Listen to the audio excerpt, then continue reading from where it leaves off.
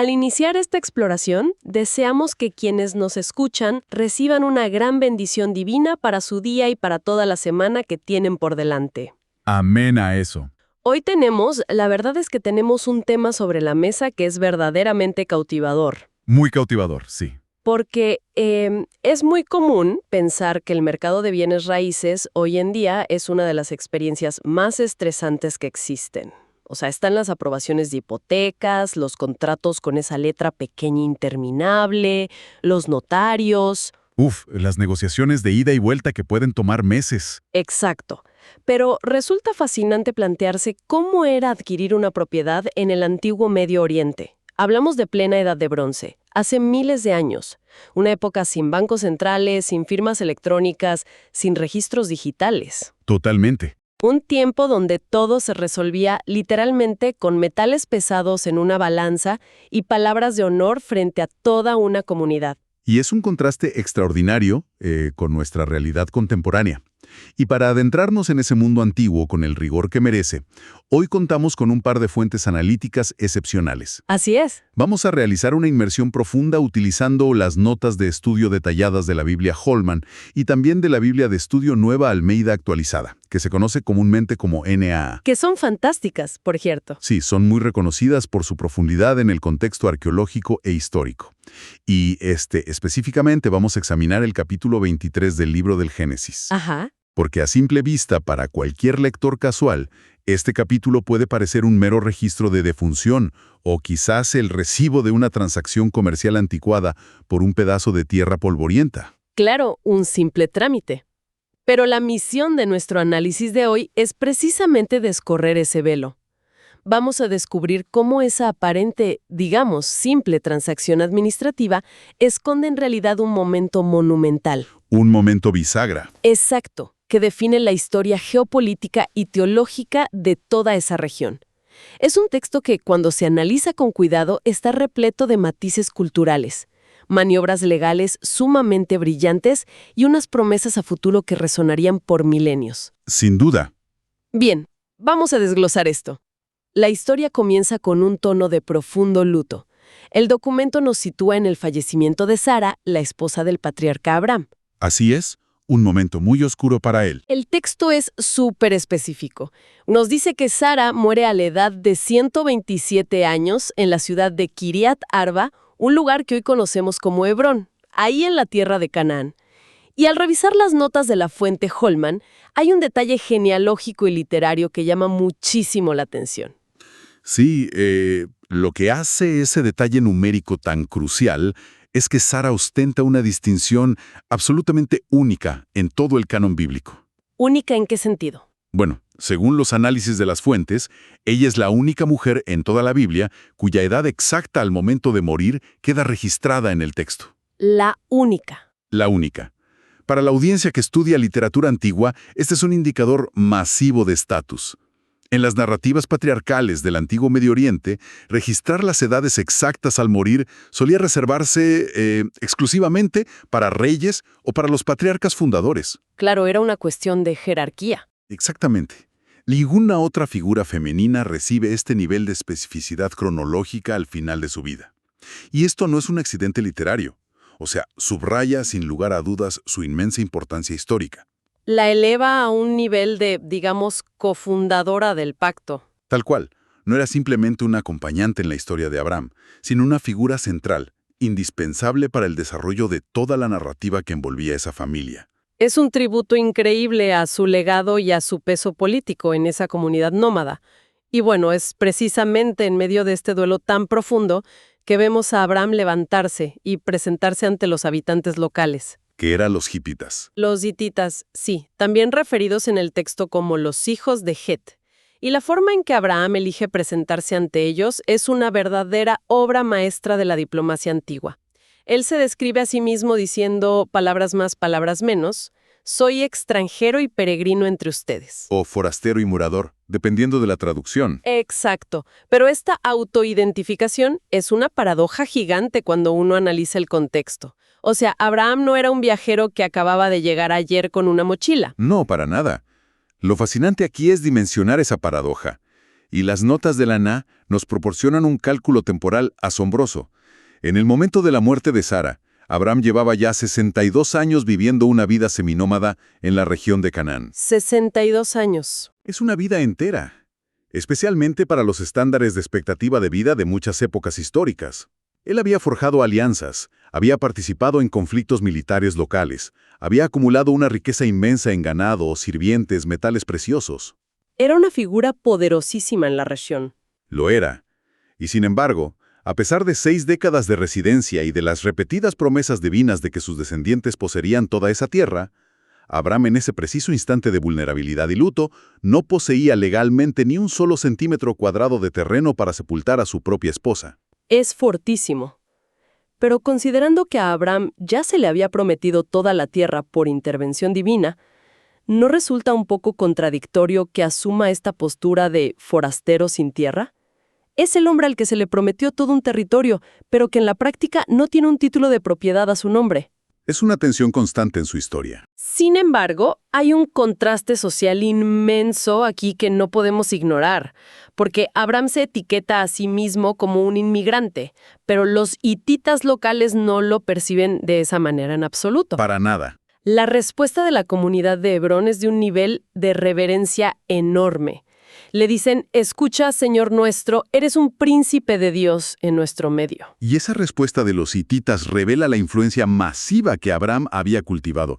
O sea, no lo veían como un pastor errante, lo categorizaban como un líder tribal, casi equivalente a la realeza, una figura de autoridad moral, militar y espiritual, evidentemente bendecido con prosperidad. Pero volviendo a esa aparente contradicción sobre su falta de tierras que mencionábamos, las fuentes introducen una perspectiva teológica muy profunda. Sí, basándose en la carta a los hebreos en el Nuevo Testamento, las fuentes explican que Abraham abrazó deliberadamente ese estatus de peregrino. Él escogió vivir en tiendas de campaña, renunciando a construir fortalezas o ciudades de piedra. Teniendo los recursos para hacerlo. Exactamente. Podría haber construido una ciudadela, pero su visión estaba puesta en una promesa espiritual más grande. Buscaba, de manera simbólica, una ciudad cuyo arquitecto y constructor es Dios, se negaba a aferrarse a un asentamiento permanente forjado por sus propias manos, esperando que la tierra fuera heredada en el tiempo estipulado y no tomada por la fuerza en su presente. Es una visión de vida a muy largo plazo. Una paciencia intergeneracional que hoy nos cuesta hasta imaginar. Totalmente. Pero claro, esa visión tan elevada, tan espiritual, choca de frente con la cruda, inmediata y muy humana necesidad de encontrar un lugar de descanso digno para Sara. La realidad te golpea la puerta. Así es. Así que la teología tiene que dar paso a la practicidad legal. Abraham necesita comprar un terreno. Y aquí es donde la escena cambia por completo y entramos en lo que podríamos llamar el sofisticado teatro de la negociación en el antiguo Medio Oriente. Me encanta esa analogía del teatro. Porque todo el escenario se traslada a la puerta de la ciudad. O sea, Abraham no programa una cita en una oficina privada a puerta cerrada. Él va directamente a la plaza pública. Y es vital que la audiencia entienda qué representaba exactamente la puerta de la ciudad en la Edad de Bronce. No era solo un arco de piedra. Exacto. No era solo por donde entraban y salían las carretas. Era el centro cívico absoluto. Actuaba como tribunal de justicia, ayuntamiento y la bolsa de comercio de la época, todo en uno. Y para añadir a esa explicación del entorno, las fuentes de la Nata trazan un paralelo excelente con otro texto antiguo, que es el libro de Ruth. Ah, muy buen paralelo. Sí, en el capítulo 4 de Ruth se observa un proceso legal de redención de tierras y derechos familiares que ocurre exactamente en la misma ubicación, la puerta de la ciudad. Era el lugar donde se sentaban los ancianos y los líderes cívicos. Todos los que tomaban decisiones. Exacto. Cualquier decisión pública, cualquier juicio y fundamentalmente cualquier transferencia de propiedad de bienes raíces debía realizarse, debatirse y ratificarse allí frente a un quórum de testigos de la comunidad. Sin ese proceso público, ningún contrato tenía validez. Visualizar esa escena añade una capa de dramatismo increíble. Está el ruido cotidiano, los comerciantes pasando, los líderes de la ciudad en sus asientos de piedra y en el centro de todo, Abraham. Tratando de mantener la compostura. Sí, y a pesar de ser considerado un príncipe por ellos, muestra un respeto extremo por el protocolo local. El texto relata que se inclina físicamente ante el pueblo de la tierra Una señal de gran humildad. y solicita hablar con el propietario específico de un terreno, que es Efrón el hitita.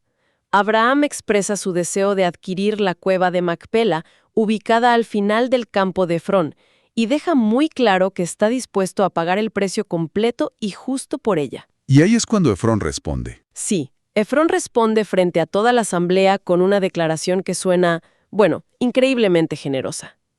Le dice, en presencia de todos sus conciudadanos, que rechaza el dinero y que le da tanto el campo como la cueva de regalo para que sepulte a su difunta. Aquí es donde se pone realmente interesante. Sí, porque a oídos modernos eso suena como el acto supremo de solidaridad y amabilidad vecinal en un momento de tragedia, ¿no? Uno diría, qué buen hombre Efrón. Pero las notas de estudio de nuestras fuentes nos advierten que es imperativo leer entre líneas y entender los códigos culturales de la época. Lo que estamos presenciando en esa puerta de la ciudad no es una oferta de caridad genuina. Para nada. Se trata de una formalidad clásica y sumamente coreografiada del antiguo Medio Oriente. Es un juego de negociación educado, una verdadera danza de cortesía pública. Efrón está siguiendo un guión social estricto que dicta que el vendedor debe ofrecer la propiedad gratuitamente como una muestra pública de magnanimidad. O sea, está quedando bien frente a la gente. Exacto. Sin embargo, Efrón sabe perfectamente que Abraham está obligado, por el mismo código de honor y protocolo social, a declinar rotundamente el regalo e insistir en pagar el precio comercial.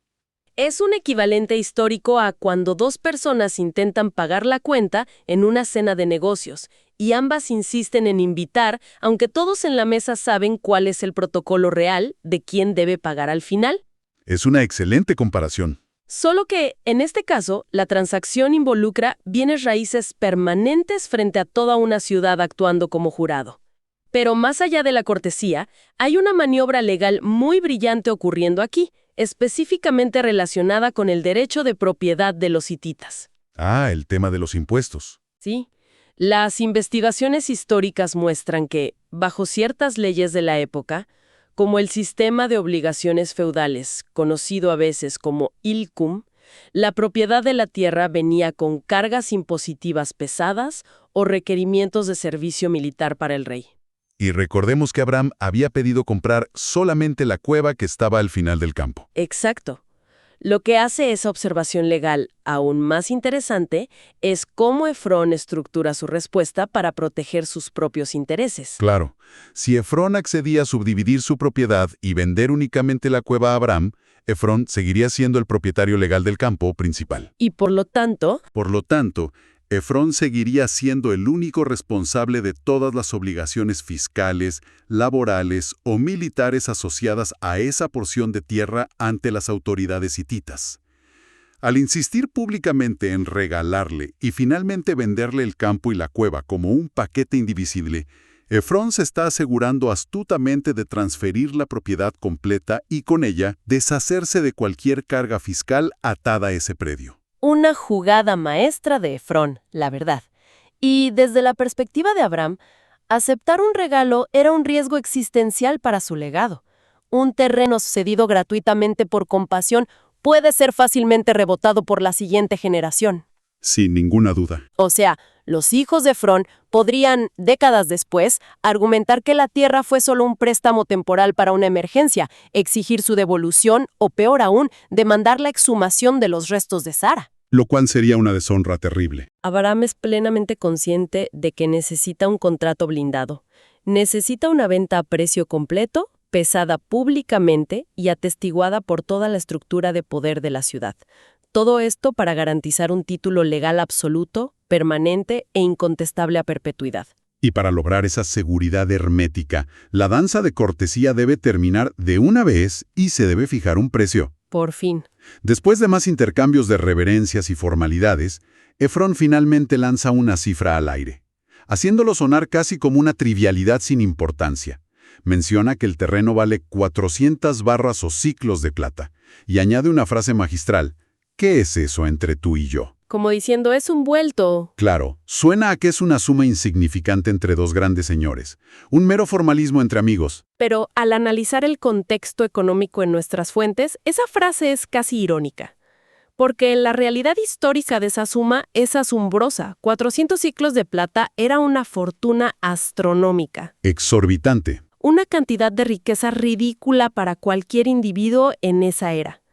Para poner esto en una perspectiva clara, la fuente Holman menciona que siglos más tarde, durante la época de Moisés, las leyes de compensación valoraban a un trabajador o esclavo adulto sano en unos 50 ciclos de plata, según el libro de Levítico. 50. 50.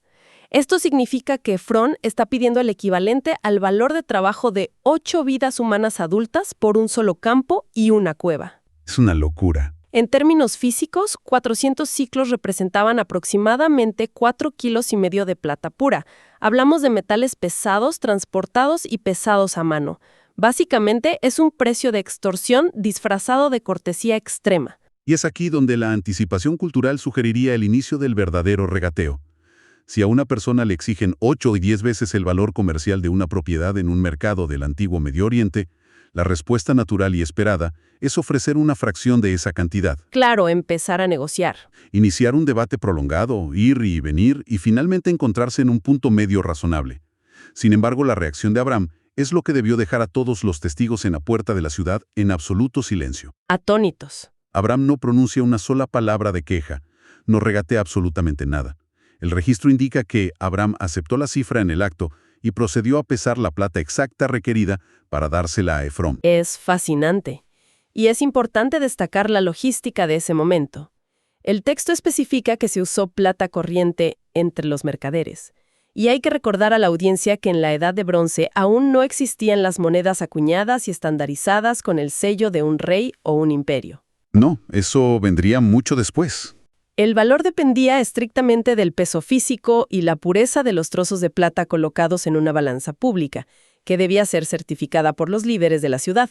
Exactamente. El simple hecho de que Abraham llevara esa cantidad de plata consigo o tuviera acceso inmediato a ella, evidencia el enorme nivel de riqueza material que había acumulado durante sus años como nómada. Era un magnate de su época. Pero el hecho de que pagara ese precio abusivo sin pestañear es una estrategia legal verdaderamente fascinante. Es una estrategia multidimensional, diría yo. En primer lugar, demuestra el inmenso respeto y honor que Abraham quería otorgarle al lugar de descanso de su esposa Sara. Se rehusó categóricamente a convertir la adquisición de su tumba en una discusión transaccional barata frente a extraños. No iba a regatear sobre la memoria de su esposa. Exactamente, pero en segundo lugar, y quizás lo más importante desde el punto de vista del derecho antiguo, al pagar un precio público y reconocidamente exorbitante sin regatear, Abraham cerraba la puerta de golpe a cualquier posible reclamación futura. Blindó el contrato. Ningún heredero hitita podría jamás argumentar ante un tribunal que su ancestro Efrón había sido estafado, presionado o que había vendido la tierra por debajo de su valor en un momento de debilidad. La venta era inatacable por donde se la mirara. Tanto la Holman como la Na hacen muchísimo hincapié en el nivel de minuciosidad del contrato verbal que se sella en ese preciso momento frente a la comunidad. Sí, el cambio de tono es notable. El registro bíblico se vuelve repentinamente muy técnico y legalista.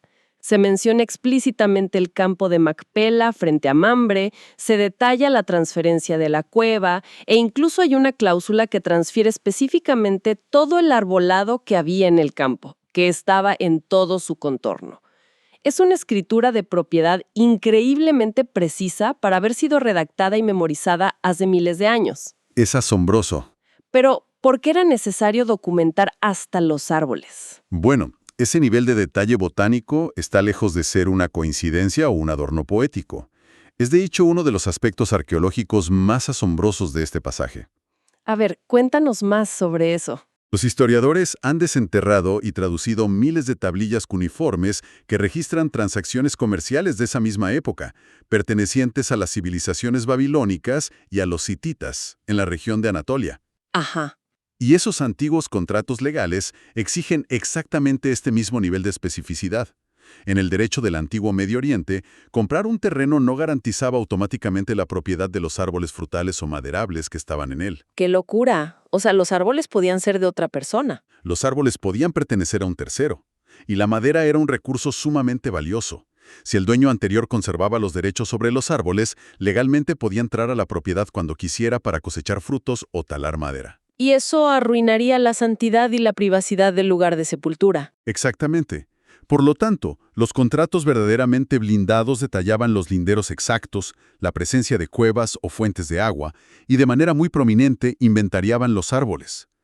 El relato del Génesis refleja a la perfección las prácticas comerciales altamente desarrolladas del periodo. Al incluir explícitamente los árboles en el acuerdo, Abraham asegura los derechos totales, tanto de la superficie como del subsuelo. Nadie iba a poder entrar a ese campo nunca más sin su permiso. Entonces, si damos un paso atrás y observamos el panorama a gran escala, la profundidad de este evento es asombrosa.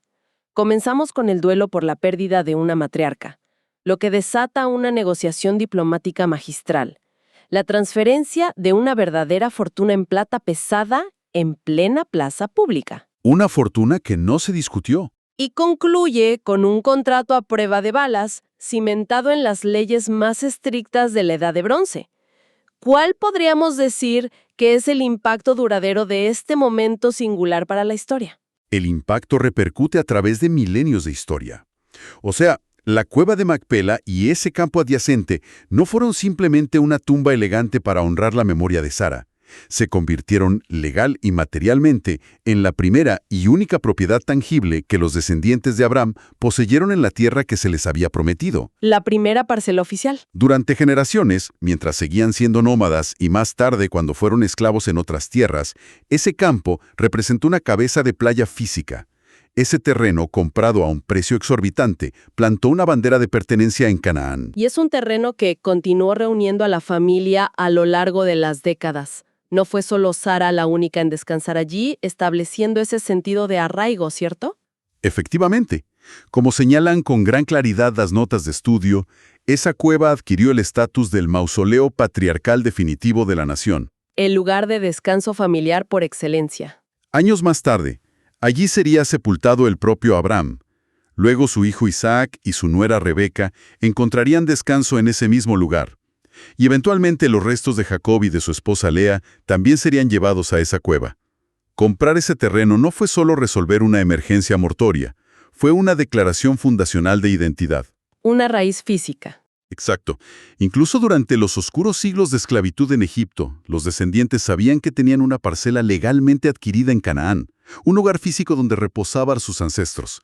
La continuidad histórica de este sitio es tan innegable que hasta el día de hoy las coordenadas geográficas que la tradición identifica como la Cueva de Macpela se encuentran resguardadas bajo lo que actualmente es la Mezquita de Abraham, en el corazón de la moderna ciudad de Hebrón. ¡Qué impresionante! Es un espacio que ha sido reverenciado, protegido y disputado de forma continua durante miles de años.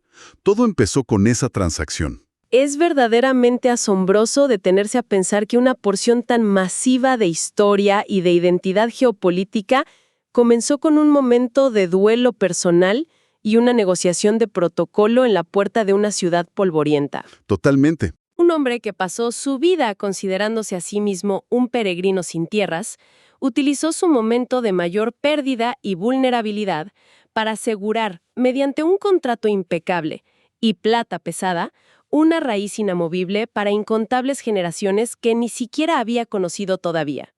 Es el testimonio definitivo del poder que tiene una visión a largo plazo. Abraham estuvo dispuesto a pagar un precio altísimo en su presente inmediato para garantizar que el legado legal y espiritual de su familia estuviera protegido para el futuro lejano. Manejó el duelo, la diplomacia y el comercio con una precisión absoluta, sin dejar un solo detalle al azar. Todo este análisis, toda esta exploración profunda de las fuentes que hemos hecho hoy, nos deja con una reflexión final muy poderosa para la audiencia, un pensamiento provocativo para llevarse y meditar en los próximos días.